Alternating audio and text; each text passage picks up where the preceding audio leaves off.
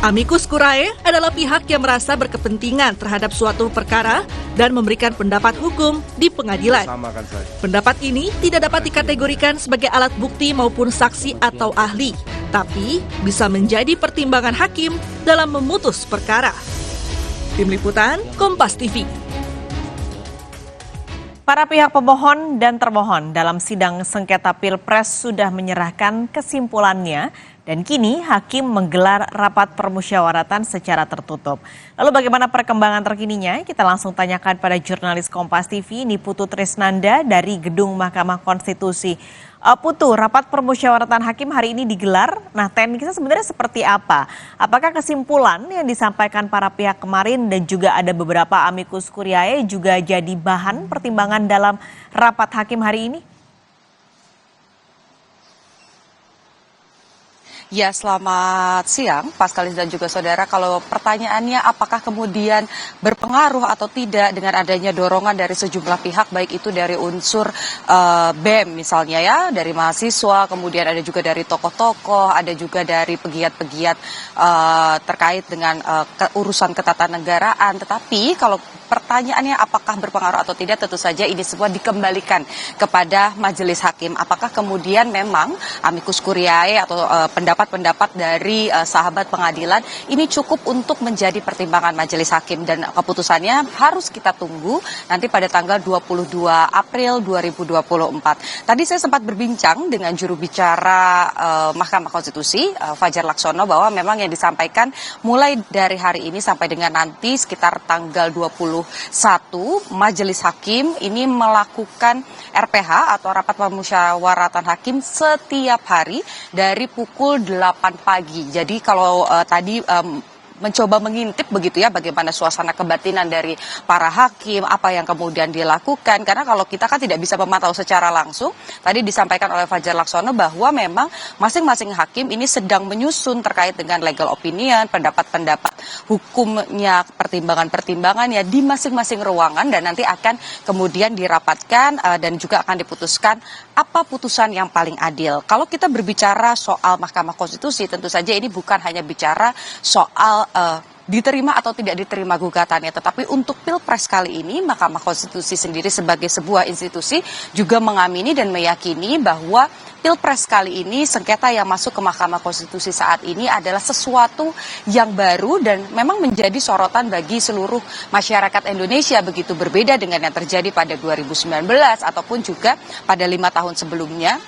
Ini sungguh berbeda, apalagi pada konteks Pilpres, sengketa Pilpres. Ini biasanya belum pernah ada amicus curiae atau pandangan pendapat dari sahabat pengadilan. Biasanya kalaupun ada dan kemudian masuk dalam putusan hakim begitu sebagai salah satu pertimbangan, ini hanya ada pada pengujian atau pembahasan terkait dengan undang-undang saja. Sementara di sengketa Pilpres ini tidak pernah ada sejarahnya, kemudian ada pihak yang mengajukan amicus curiae, kemudian memberikan pandangan-pandangan. Satu hal yang pasti memang ini juga jadi momentum begitu ya bagi Mahkamah Konstitusi untuk meyakinkan atau mengembalikan kepercayaan publik. Terakhir kemarin juga sempat banyak pihak begitu, pengamat-pengamat tata negara begitu menyampaikan bahwa keputusan MK pada saat memutuskan undang-undang terkait dengan pencemaran nama baik ini dilihat sebagai sesuatu yang memang merupakan langkah yang besar dari setelah sebelumnya ada putusan 90 yang dinilai oleh publik ini menjadi karpet merah untuk melanggengkan Gibran Rakabuming Raka masuk, dan akhirnya berujung pada hari ini bagaimana kemudian ada dua gugatan dari kubu 01 Anies Mohaimin,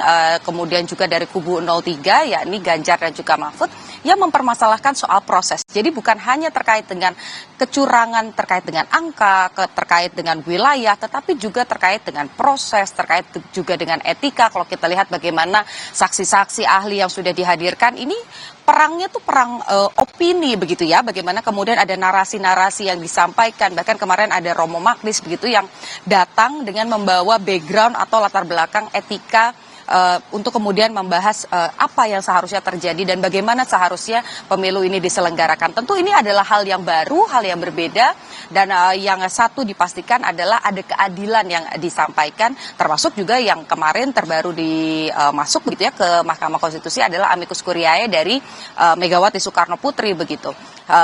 pesannya adalah berharap ada keadilan. Nah, pertanyaannya keadilan mana yang akan dipilih oleh majelis hakim? Karena kalau kita lihat begitu ya, pihak terkait kubu 01 dan juga 03 ini masing-masing punya sudut pandang yang berbeda.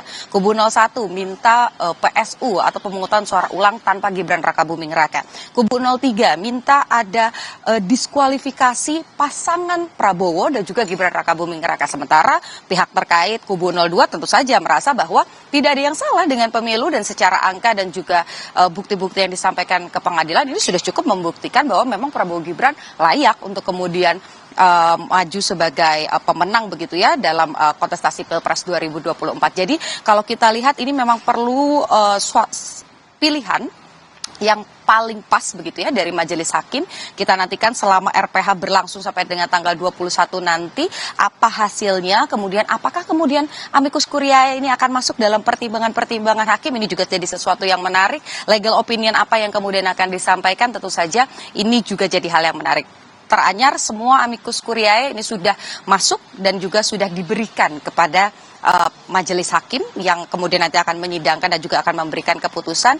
Jadi kita masih menunggu kira-kira di masing-masing ruangan dari majelis hakim ini apa yang kira-kira akan ditulis dalam putusannya nanti pada tanggal 22 April 2024. Paskalis. Oke, jadi ini akan dimulai tanggal 16 sampai 21 dengan segala pertimbangannya dan putusan hakim akan dibacakan 22 April mendatang. Terima kasih Niputu Trisnanda sudah bergabung langsung dari Gedung Mahkamah Konstitusi.